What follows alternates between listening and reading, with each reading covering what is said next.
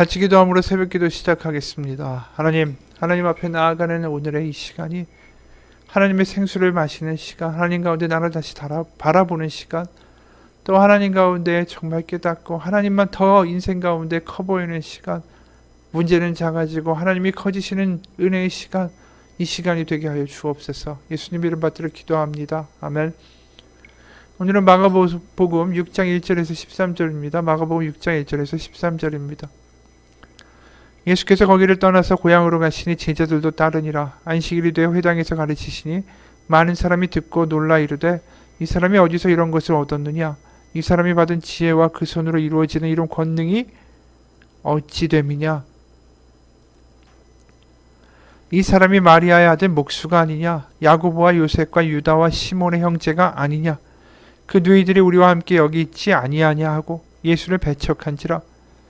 예수께서 그들에게 이르시되 선지자가 자기 고향과 자기 친척과 자기 집 외에서는 존경을 받지 못함이 없느니라 하시며 거기서는 아무 권능도 행하실 수 없어 다만 소수의 병자에게 안수하여 고치실 뿐이었고 그들이 믿지 않음을 이상히 여기셨더라. 이에 모든 촌에 두루 다니시며 가르치시더라. 12지자를 부르사 둘씩 보내시며 더러운 귀신을 제어하는 권능을 주시고 명하시되 여행을 위하여 지팡이 외에는 양식이나 배낭이나 전대의 돈이나 아무것도 가지지 말며 신만 신고 두 벌 옷도 입지 말라 하시고 또 이르시되 어디서든지 누구의 집에 들어가거든 그곳을 떠나기까지 거기 유하라.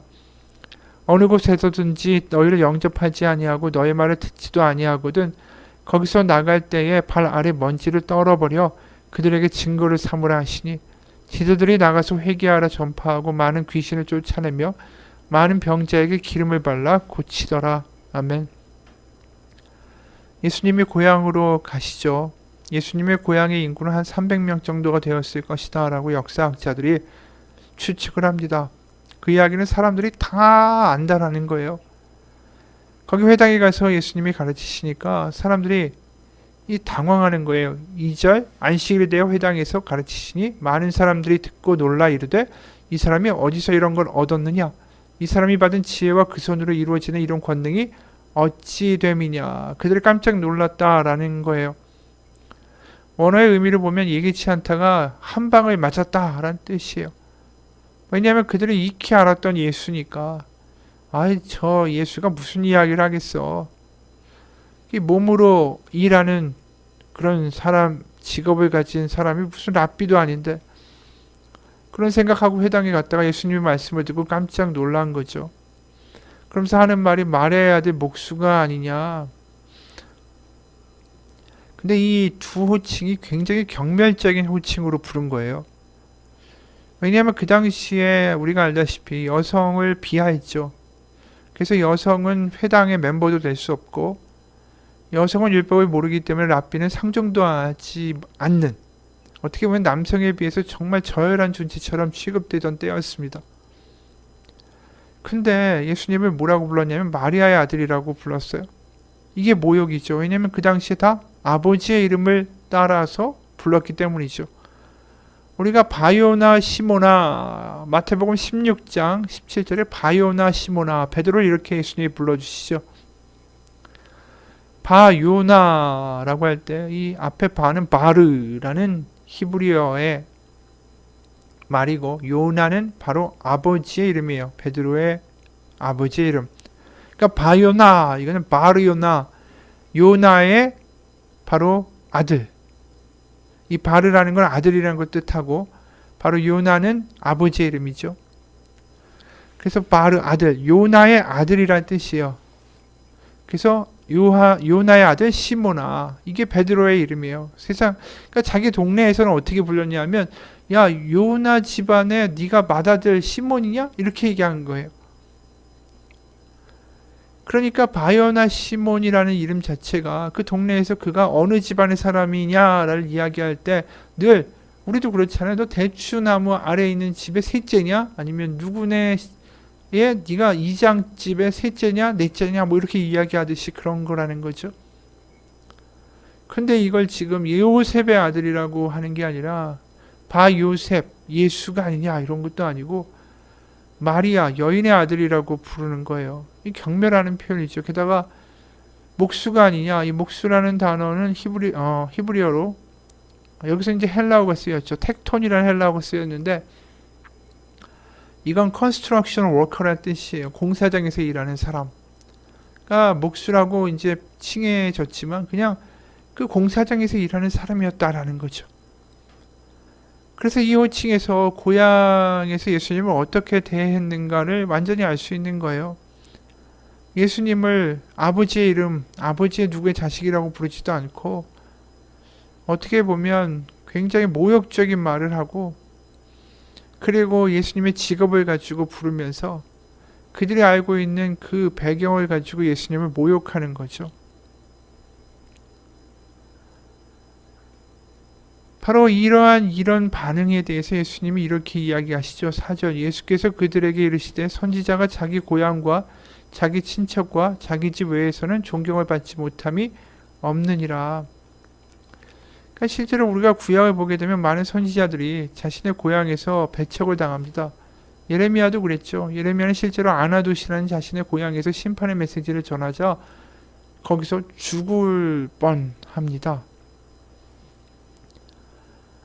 실제로 이렇게 배척당하는 예수님이 예레미야처럼 5절에 거기서 아무 권능도 행하실 수 없어서 소수의 병자에게 안수하여 고치셨고 그들을 믿지 않음을 이상히 여기셨다. 이상히 여기셨다라는 건 놀라셨다라는 뜻이에요.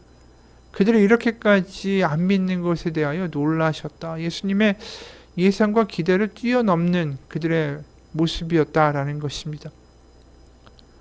그러면서 실제로 거기서 아무 권능도 행하실 수 없었다라고 하는 거죠. 우리가 여기서 보면 뭘 보게 되냐면 하나님의 이적과 기적이 분명히 이 간절함과 원함이 없으면 일어나지 않는 인격적인 사건이다라는 걸 보게 돼요. 혈류병 여인에게도 기적이 일어난 것이 예수님의 능력이기도 하지만 그 혈류병이 저 옷소매라도 잡으면 내가 나을 것이다라는 그녀의 믿음이 있었다라는 거죠. 그래서 믿음이 너를 구원하였다라고 말씀하실 수밖에 없었던 거예요. 맹인들이 눈을 뜨게 되는 상황에도 항상 부르짖음이 있죠. 간절함이 있어요. 그리고 그 간절함에 반응하셔서 그들 가운데 치유와 기적을 예수님이 보여주셨죠. 그러니까 이게 예수님이 일방적으로 모든 사람들을 보면서 나으라, 병에서 회복되라 이렇게 하신 게 아니라는 거예요. 그러니까 바로 믿음을 가지고 나올 때 그들을 고치시는 인격적인 관계로서의 하나님의 모습을 예수님이 보여주신 것이죠. 바로 고향 사람들이 비록 예수님이 어릴 때부터 보았다 하지만 예수님을 바라보며 그분이 일으키신 놀라운 기적과 말을 들으면서 믿음으로 뭔가 반응하기를 원했는데 그들은 전혀 그러지 못하고 보이는 것을 보고 그것만 자신들이 아는 것만 가지고 바로 예수님을 이해하고 바라봤다라는 것입니다. 바로 예수님이 하시는 말씀이나 기적을 보는 것이 아니라 자신들이 아는 누구의 자식이고 무슨 일을 했다. 자신이 아는 것 가지고만 계속 예수님을 바라보았기 때문에 그들은 실패한 것입니다. 최소한 예수님이 메시아는 아니라 해도 선지자까지는 이해할 수도 있는 거 아니겠어요? 지금 너무한 거예요. 왜냐하면 아모스라는 구약의 선지자가 있잖아요. 그럼 이 사람은 뭐 대단한 직업을 가진 사람인가요? 아니에요. 양을 치는 목자고 뽕나무를 재배하는 사람이었어요. 그 사람이 선지자가 돼서 북왕국 북이스라엘의 회개를 선포한 거 아닙니까? 그럼 예수님이라고 그거에 해당되지 말라는 법이 어디 있겠어요? 하나님은 그런 사람도 쓰시는데. 그러니까 메시아는 아니더라도 선지자라고 인정할 수도 있잖아요. 그런데 아예 거부를 해버리는 거예요. 자신이 아는 것 가지고 판단해 버리는 거죠. 우리도 마찬가지입니다. 우리가 하나님의 말씀을 믿을 때 내가 아는 지식과 내가 아는 판단 하에서 하나님을 자꾸만 판단하고 그 한계 가운데 하나님을 가두어두는 그러한 식의 어떤 신앙을 갖지 않기 원합니다. 하나님은 항상 우리 가운데 의외의 일을 우리가 생각하는 것보다 더 큰 계획을 가지고 더 큰 방식으로 하나님이 일하실 수 있는 하나님이신 것을 믿어야 됩니다. 자꾸 하나님을 나의 한계 가운데 가둘 때에 우리는 망하는 거예요. 그러다 보니까 우리가 항상 하나님을 믿는다, 믿음을 가진다라는 건 우리의 뜻과는 다르게 역사하시는 하나님을 받아들이고 내 생각보다 더 크신 하나님을 인정하고 고백하는 것이 중요하다라는 거죠. 그냥 습관적으로 믿고 습관적으로 뭐 하나님 이러신 거지 뭐 아니 뭐 이런다고 해서 달라지겠어. 이런 식의 믿음을 가지고 늘 그 한계 가운데 하나님을 구속시켜 놓는다. 그게 누가 한 거죠? 바리새인들이 한 거죠. 바리새인들이 자신들이 믿는 하나님의 방식, 자신들이 정한 하나님의 테두리 그 안에다가 딱 가두어 놓고 예수님이 거기에 맞지 않으니까 예수님은 하나님의 자식이 아니고 마귀의 수하다라고 이야기하게 되지 않습니까? 여러분, 우리가 예수님을 믿으면서 우리의 생각에 변화가 일어나야 돼요. 우리가 예수님 믿으면서 내 생각이 그대로 있다라는 것만큼 말이 안 되는 게 없어요. 오늘 보면 계속해서 하나님의 아들 예수님을 바라보면서 그들의 생각과 사고가 변화되도록 하나님이 계속 요구하시는 것을 보게 되지 않습니까? 12제자의 파송 사건도 마찬가지예요. 12제자가 권능을 받고 귀신을 쫓아내게 됩니다. 그런데 그들이 어떻게 갑니까? 아무것도 가지고 가지 않아요. 그러다 보니까 어떻겠어요? 돈도 없고 신발도 없고 옷도 여러 벌 안 가져가고 그러니 행색에 꼬지지할 수밖에 없죠. 게다가 이들이 어떤 직업을 가진 사람입니까? 랍비가 아니잖아요. 외모가 보기에도. 뭐 어부에다가 세리였던 사람들이 와서 하나님의 나라를 선포하고 귀신을 쫓아내는데 아무리 봐도 저 사람들을 보면 하나님의 나라가 저런 사람들을 통해서 선포될 것 같지가 않은 거예요. 자신들의 생각의 한계에서 보면. 예를 들어서 명품은 TV 광고를 하지 않습니다. 고급스러운 정말 돈 가진 사람들이 바라보는 그런 잡지를 통해서만 광고를 해요. 또 명품은 파는 백화점들도 자신들의 수준에 맞는 것을 자신들이 선택합니다. 저 정도 수준의 백화점에 입점하지 않겠다. 이런 말들이 뉴스에 가끔 나오기도 하죠. 그러니까 바로 그 수단이 그러니까 그 전달 수단이 매체가 결국은 그 제품의 수준을 말해준다라는 거예요. 그러니까 어느 정도 수준이 돼야만 우리는 우리 제품을 팔 수 있다. 그런데 12명의 제자들을 보면 하나님의 보화와 놀라 하나님의 나라의 메시지, 그 명품 아니에요. 근데 그것이 담기는 도구나 이 전달되는 수단 매개체 자체가 너무나도 어이없는 별 볼 일 없는 12명의 사람들이었다라는 거죠. 애초에 좀 더 근사한 랍비라든가 그래도 존경받는 사람들이었다든가 회당장이었다든가 이런 사람들이 가서 하나님의 나라가 왔다라고 외쳤다면 사람들은 조금 더 다르게 반응했겠죠. 오늘 보면서 우리는 계속해서 하나님이 하시는 일이 우리의 생각과 우리의 판단을 벗어난다라는 것을 계속해서 보게 돼요. 우리의 생각과 개념이 도전받고요. 하나님 안에서 하나님이 놀랍게 역사하시는 것들을 우리가 보게 됩니다. 믿는다라는 건 다른 게 아니에요. 우리의 생각이 바뀌고 습관이 깨어지는 것입니다. 나의 법과 나의 기준과 나의 판단과 나의 생각들이 몽땅 다 깨어지는 게 바로 믿는다라는 것입니다. 깨어지고 내 생각 벗어난 하나님을 놀라워하며 감격하고 예배하고 기도하게 되는 거, 그게 우리가 믿는 진정한 예배의 기쁨이고 기도하면서 감격하게 되는 이유예요. 여러분, 우리가 진짜 몇십 년을 뭐 50세면 50년을 사는 것이고 30세면 30년을 사는 거 아닙니까? 그동안 우리를 묶고 있었던 습관과 한계와 판단의 틀들을 우리가 주님을 믿으면서 깨어 부서지기 원합니다. 그렇지 않으면 예수님 믿어도 변하지 않아요. 늘 똑같은 생각의 틀 안에다가 우리의 신앙을 집어넣고 그 나의 생각의 틀 안에다가 하나님을 가두어두는, 우리의 상자 가운데 하나님을 넣어버리는 일들을 우리도 할 수 있기 때문이죠. 바리새인만 그렇게 하는 게 아니에요. 하나님은 우리의 생각의 틀, 우리의 조그만 상자 안에다 가둘 수 있는 분이 아닙니다. 하나님을 믿으면서 내 생각이 깨져야 되는 거죠. 오히려 내 생각이 박살나야 되는 거죠. 그러면서 변화되어야 된다는 거죠. 이수경 씨의 칼럼 자기 삶의 혁명가가 되어라 라는 책의 내용의 일부분이에요. 칼럼의 일부분이에요. 흔히 우리는 우리의 뇌를 컴퓨터에 비유하곤 한다. 뇌와 컴퓨터를 비교한다면 우리의 생각과 행동은 소프트웨어 프로그램에 해당할 것이다. 변화가 어려운 이유는 소프트웨어는 저절로 업데이트되지 않기 때문이다. 예를 들어 사람들과의 관계를 잘 하기를 원하는 사람이 그 예전의 명령어인 화만에 계속 입력한다고 하면 어떨까? 아무리 잘 지내려고 해도 소용이 없을 것이다. 즉 우리가 원하고 희망하는 곳에 도달하기 위해서는 하드웨어가 아니라 지금 사용하고 있는 소프트웨어를 업그레이드 해야 한다. 바로 그 말은 소프트웨어를 우리의 생각이라고 말할 수 있다. 우리의 생각이 바뀌어야만 우리는 다른 관계들을 맺어갈 수 있다는 뜻이기도 하다. 그럼 생각한다. 그 생각한다라는 건 과연 뭘 의미하는 걸까? 먼저 생각하기를 설명하기 앞서 한 가지 예를 들어보자. 우리들은 지금까지 여러 번의 밥을 먹었을 텐데 그 많은 식사 중에서 기억나는 게 몇 번이나 되는가? 아마 별로 없을 것이다. 그렇다면 왜 기억나는 게 없을까? 대부분 습관적으로 먹었기 때문이다. 그제도 어제도 오늘도 그냥 먹던 대로 밥을 먹었기 때문에 생각이 나지 않는 것이다. 하지만 사랑하는 애인과 첫 데이트에서 먹었던 음식은 기억할 것이다. 첫 직장에서 입사 축하를 받으며 함께한 식사도 기억할 것이다. 아주 특별한 식사였기 때문이다. 그냥 남들이 그렇게 하니까 옛날부터 그렇게 해온 거니까 이런 식으로 습관적으로 살아가는 것, 생각 없이 살아가는 대표적인 사례이다.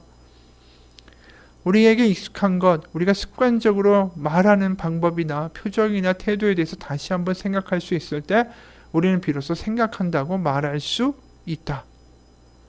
결국 생각한다라는 것은 다르게 생각한다는 것이고 그것은 다르게 살아가는 것이다. 이렇게 생각하기를 경험하기 위해서는 낯선 것과의 마주침이 있어야 한다. 예를 들어서 매일 전화를 하던 애인에게서 전화가 오지 않거나 매일 제 시간에 오던 전철이 오지 않으면 그제서야 무슨 일이지 라는 생각이 드는 것처럼 말이다. 우리는 익숙해지면 생각하지 않게 된다. 그저 습관적으로 행동할 뿐 생각하는 결과로 이어지지 않는다. 익숙한 삶을 낯설게 하는 것으로 변화될 때에 우리는 그때서야 삶의 지혜를 얻게 된다. 이 칼럼의 이야기가 굉장히 의미심장하죠. 우리가 나이가 들면 들수록 습관으로 살아갈 때가 많습니다. 신앙을 믿으면서도 습관으로 예배하고 습관으로 기도하고 습관으로 신앙생활할 때가 참 쉬워요. 그러면서 나의 삶의 테두리와 나의 익숙한 가운데 하나님을 가두어 줄 때가 많다라는 거죠. 하지만 우리가 하나님은 그렇게 가두어 줄 수 있는 분이 아닙니다. 우리가 우리의 하나님을 믿으면서 제일 먼저 변화되는 건 우리의 생각의 깨어짐이에요. 낯섦이에요. 그러면서 회개하는 거예요. 내가 왜 이렇게 살았지? 내가 왜 이렇게 말하지? 내가 왜 이렇게 표정을 짓고 왜 내가 이렇게 반응하지? 내가 왜 화가 날까? 내가 왜 저 사람에 대해서 이렇게 살아갈까? 기존에 익숙한 삶들을 하나하나 부수어내며 그곳에 하나님의 임재가 있기를 간구하는 것. 하나님, 제가 이렇게 태도를 가지고 판단합니다. 하나님, 제가 이렇게 생각하고 있습니다. 제가 이렇게 분노하고 있습니다. 하나님, 제가 엉뚱한 사고를 하고 있고 제 상자에 갇혀서 이렇게 살아가고 있습니다. 하나님, 저를 자유케 해주십시오. 제가 저로부터 자유케 되기 원합니다. 이렇게 생각하지 않고 이렇게 판단하지 않고 이렇게 열등감이 아니라 이렇게 스스로 분노하는 삶이 아니라 하나님 가운데 새롭게 생각하고 새롭게 말하고 새롭게 태도로 다른 사람들을 대할 수 있기 원합니다. 하나님, 저 안에서 놀라운 일을 행하여 주옵소서. 바로 습관으로부터 익숙함으로부터 달라질 수 있는 은혜의 삶, 그게 예수를 믿는 사람들의 모습이고 그것을 통하여 우리 주변 사람들이 하나님의 살아계심을 보게 되는 거 아닙니까? 바로 그런 복음의 역사가 익숙한 것이 많은 인생이 아니라 날마다 새로우니 바로 시편의 기자가 부르는 것처럼 날마다 새롭다라는 하나님의 은혜의 말들이 우리의 입에서 터져나오는 역사들이 있기를 축원합니다.